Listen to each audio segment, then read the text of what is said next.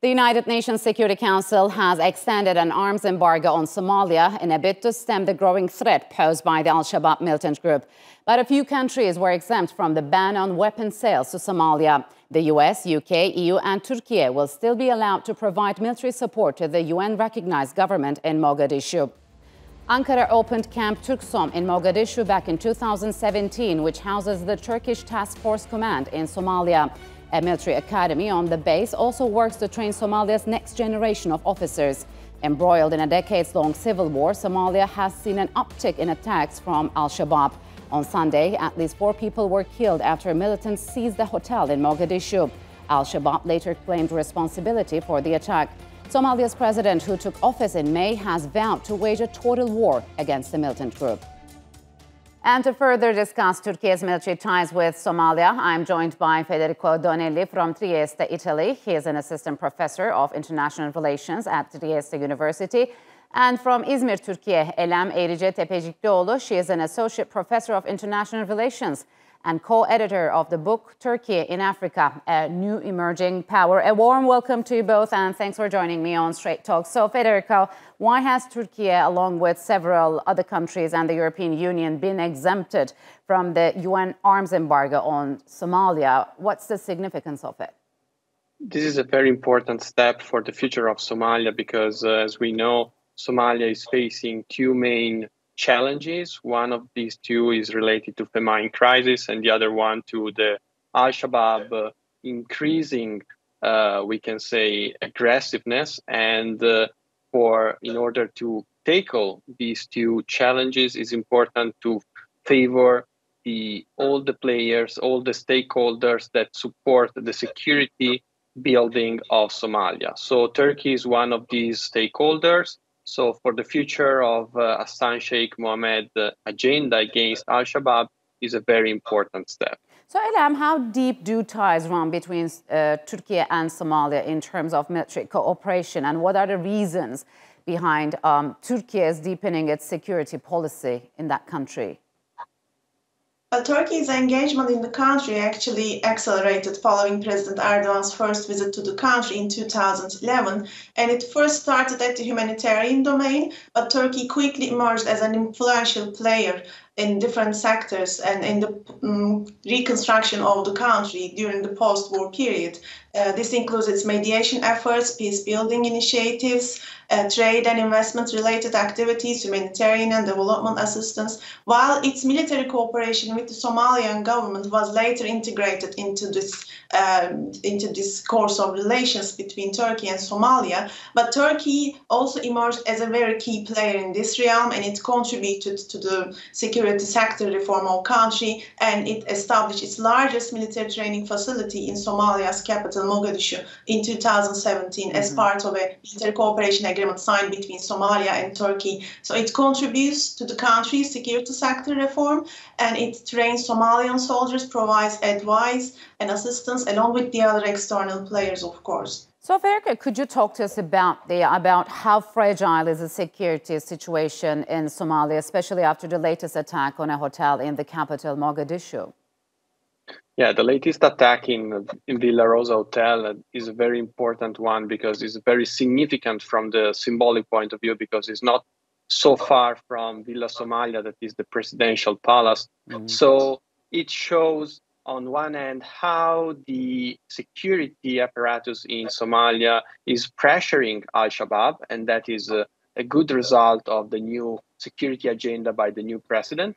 At the same time, we see how Al-Shabaab is still strong. So for the upcoming weeks and months, is important a more cooperative action among the different players, including Turkey, of course. So, Elem, is the Al-Shabaab terror organization as strong as it has used to be? And how much of a threat does it pose to Somalia and the wider region?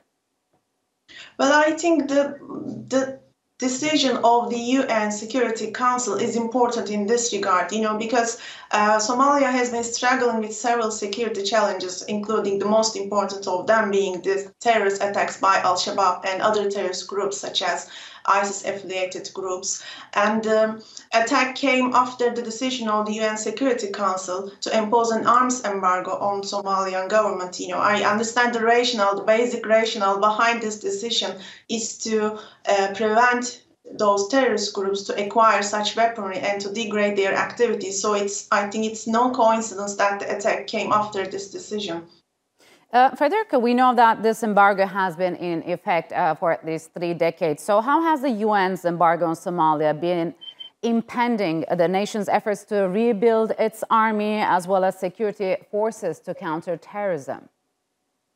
It impacted a lot, but we have to consider the rationale behind the decision of the United Nations Security Council. At the beginning, the idea to avoid the spread of new arms and weapons in a very fragile state was important in order to guarantee less instability.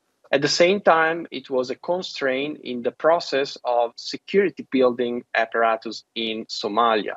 So now, most probably, there is a relation between the new president agenda and the idea to tackle as much as possible Al-Shabaab in very different regions of the countries and to support, on one hand, the African Union mission, and on the other hand, also local militia. And we have to consider how important these local militias are nowadays in the counter of Al-Shabaab action. But why, Elem, does the UN consider lifting the arms embargo a threat to international peace and security, while other countries are being armed to fight their own terrorists?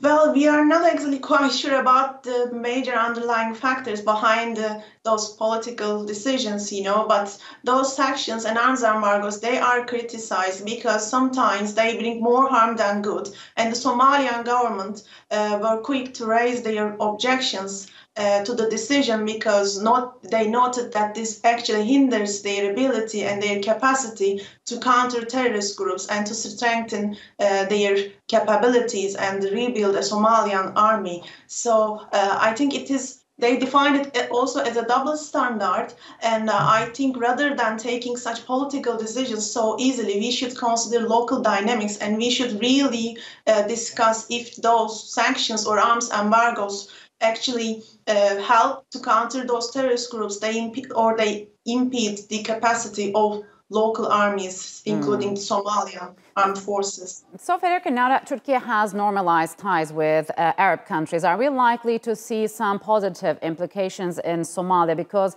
it used to be a hotbed for competition between Ankara and Abu Dhabi.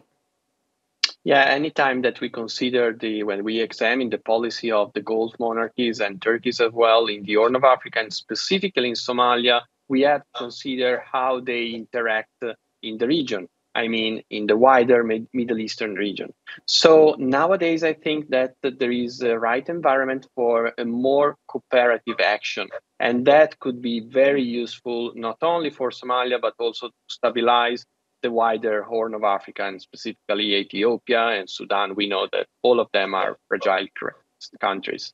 So, Elem, what are your thoughts? How would mending ties between Turkey and the Gulf countries, as Federico mentioned, help stability in the country as well as the wider region? And what are the challenges?